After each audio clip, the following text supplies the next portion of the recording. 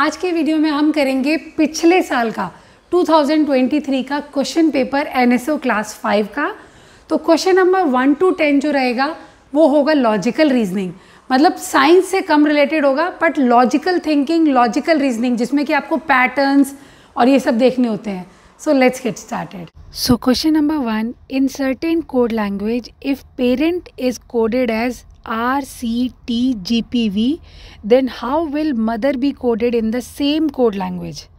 अच्छा, यहाँ पे हमें पेरेंट का कोड दिया हुआ है, P की जगह R, A के साथ C, R का T, E का G, N का P एंड T का V।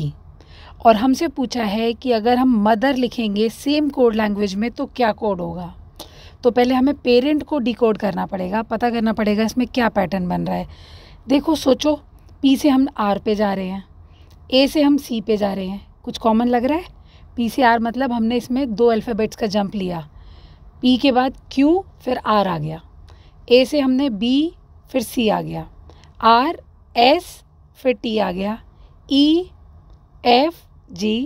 तो इस तरह से हमने +2 किया। सेम वे हमको मदर के लिए भी करना होगा, M+2 O, O+2 Q, T+2 V, H+2 किया तो J and E+2 G and R+2 T।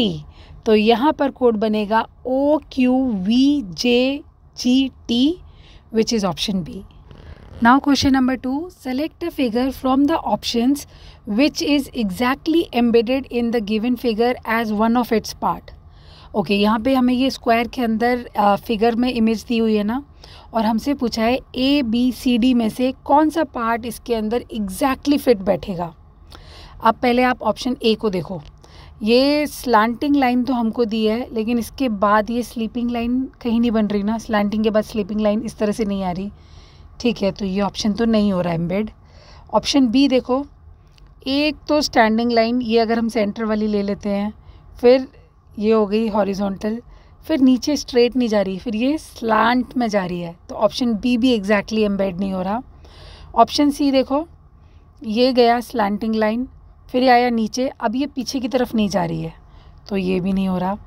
Option D को आप देखो, ये गई हमारी स्लैंटिंग लाइन और ये भी गई फिर दूसरी स्लैंटिंग एंड ये ऊपर और ये, तो ये देखो ये वाला ऑप्शन एग्जैक्टली एम्बेड होगा। Option D is the right answer. Now question number 3, which of the following option will continue the given pattern? और पैटर्न हमको दिया है L3 N8 P13 R18, ठीक है। तो हम क्या करेंगे, अल्फ़ाबेट्स का पैटर्न अलग देखेंगे और नंबर्स का पैटर्न अलग देखेंगे। अल्फ़ाबेट्स को लिख लो L N P R, और अगला वाला हमें बताना है। L से N पे गए +2 किया, N से P पे गए +2 किया ना, N O P, P से Q R, अब R से भी +2 कर दो, S T। तो पहला हमको मिल गया अल्फ़ाबेट रहेगा T। अब नंबर वाले सीक्वेंस पे आ जाते हैं। नंबर हमें दिया है 3, 8, 13, 18। अब 3 से 8 पे जाने के लिए हमने 5 प्लस किया, 8 से 13 पे जाने के लिए भी 5 प्लस किया, 13 से 18 के लिए भी 5। अब 18 से अगले नंबर पे जाने के लिए भी हम +5 कर देंगे, तो 23। T23 option D is the right answer. Now question number 4, select the correct mirror image of the given figure. यहाँ पे हमको ये फिगर दिया है और बोला है इसकी करेक्ट मिरर इमेज हमें बतानी है, ठीक है। तो ऊपर तो ये कोन शेप दी है और नीचे स्क्वायर शेप दी है। तो मिरर इमेज में क्या होता है, हमको अल्फ़ाबेट्स और नंबर्स उनका पोजीशन रिवर्स हो जाती है। लेकिन अगर आप देखो यहाँ पे ऑप्शन A और B में इन्होंने क्या किया है, कोन को नीचे कर दिया है, तो पोजीशन चेंज नहीं होती, तो नंबर्स और अल्फ़ाबेट्स उल्टे हो जाते हैं। तो ऑप्शन A और B तो रूल आउट हो गया, क्योंकि इन्होंने तो यहाँ पे पोजीशन ही चेंज कर दी, कोन को नीचे कर दिया, स्क्वायर को ऊपर कर दिया, ऐसा नहीं होगा मिरर इमेज में। अब ऑप्शन C और D में हमें देखना है। इसमें भी आप एक चीज़ ध्यान से देखो, इन्होंने C और D में 1 को किया तो है उल्टा, बट 1 में मिरर इमेज जो 1 की है वो C में आ रही है, D में तो उन्होंने 1 का भी पोजीशन चेंज कर दी है, ऊपर से नीचे उल्टा 1 कर दिया है। उल्टा 1 नहीं होगा, या तो लेफ़्ट टू राइट होता है या राइट टू लेफ़्ट होता है, तो ऑप्शन C इसका राइट आंसर होगा। Now question number 5, which of the following element is third to the left of 7th element from the right end in the given arrangement. Okay, यहाँ पे ये आप देखो हमको अल्फ़ाबेट, नंबर, स्पेशल कैरेक्टर्स का arrangement दिया है। हमसे क्वेश्चन में पूछा है कि 7th element from the right से 3rd एलिमेंट क्या होगा टू द लेफ़्ट। तो सबसे पहले हमको लास्ट में शुरू करना होता है, हमको निकालना होगा 7th element from the right and. तो राइट एंड मतलब डी वाली साइड से 7th एलिमेंट काउंट करो, 1 2 3 4 5 6 7। ये हैश का साइन जो है ये 7th एलिमेंट है। आगे क्वेश्चन में बोला है हमको फाइंड आउट करना है 3rd to the left of 7th। तो जो हमने 7th निकाला था यहाँ से लेफ्ट साइड में 3rd।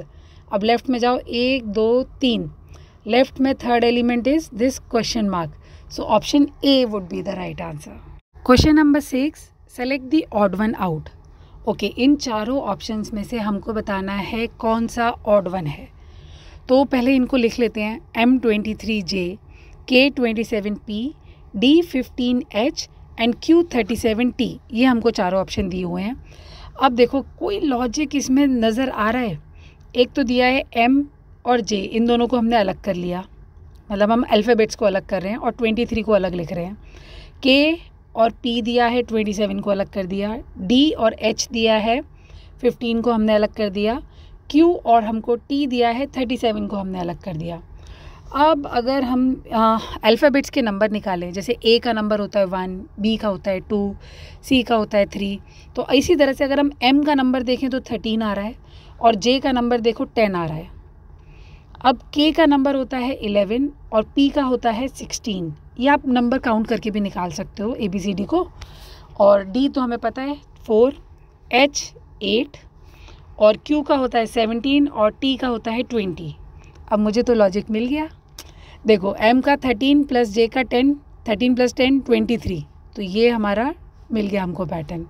ऐसे ही K27P, यानी कि यहाँ पे 11 और 16 को ऐड कर दिया, 27 हो गया। और Q में 17 और T20 को ऐड कर दिया, 37 हो गया। अब ये D15H, ये जो है 8 और 4 को प्लस करके 12 आ रहा है, ना कि 15। तो this is odd one out. Option C is the right answer. Now question number 7. Manish is facing the zoo. What will he be facing if he turn 90 degree clockwise and then 135 degree anti-clockwise? Okay, यहाँ पे ये हमको image दी हुई है, ये मनीष है। बोला है मनीष का फेस जो है वो अभी जू की तरफ है, वो यहाँ से 90 डिग्री क्लॉकवाइज जाता है। क्लॉकवाइज जैसे हमारी घड़ी चलती है, तो यहाँ से अगर 90 डिग्री जाएगा, पूरी स्ट्रेट लाइन होती है 180 डिग्री की, उसका हाफ कर दो तो 90 डिग्री, मतलब ये यहाँ पे पहुँच गया पुलिस स्टेशन। ठीक है, और अब बोला है यहाँ से ये 135 डिग्री एंटी क्लॉकवाइज जाएगा। तो 180 डिग्री होती है पूरी स्ट्रेट लाइन, अगर हमने उसको आधा किया तो 90 हो गया, और 90 को फिर और आधा कर दिया तो ये 135 हो गया। तो ये यहाँ से वापस आ गया यहाँ तक, बैंक तक। तो अब मनीष का फेस होगा बैंक की तरफ। सो option A is the right answer. Now question number 8, how many different possible combination of one crayon and one sticky note each can be formed from the given crayon and the sticky notes. Okay, हमको यहाँ पे 4 sticky notes दिए हैं और हमको यहाँ पर 1 2 3 4 5 6 7 crayons दिए हैं। तो बोला है कितने कॉम्बिनेशन बनेंगे। अगर हम हर क्रेयॉन का एक एक स्टिकी नोट के साथ कॉम्बिनेशन बनाएंगे तो 7 बने, और यहाँ पर 4 स्टिकी नोट्स हैं तो 7 4 28, टोटल 28 पॉसिबल कॉम्बिनेशंस होंगे। Option C is the right answer. Now question number 9, which of the following figure has exactly 2 lines of symmetry.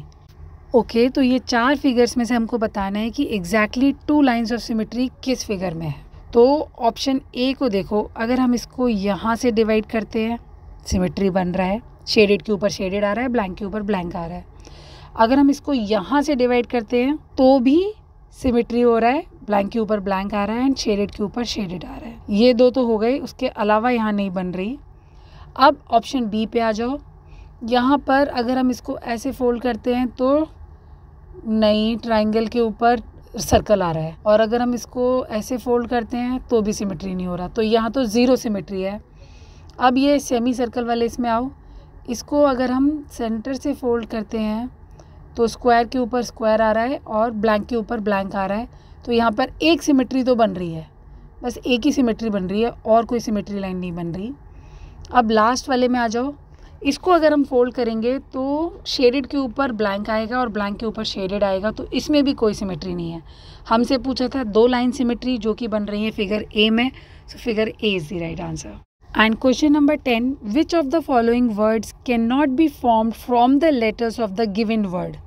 हमको यहाँ पे मैग्निफिसेंस दिया है और क्वेश्चन में हमसे पूछा है कि इंजन, माइनिंग, मैजिक और एक्सेंट में से कौन सा वर्ड इस मैग्निफिसेंस से नहीं बन सकता, मतलब इसके लेटर्स को अरेंज करके इनमें से कौन सा वर्ड नहीं बन सकता।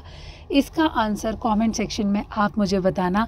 एंड क्वेश्चन नंबर 11 ऑनवर्ड्स हम करेंगे अपने अगली वीडियो में। Subscribe for more. Bye bye.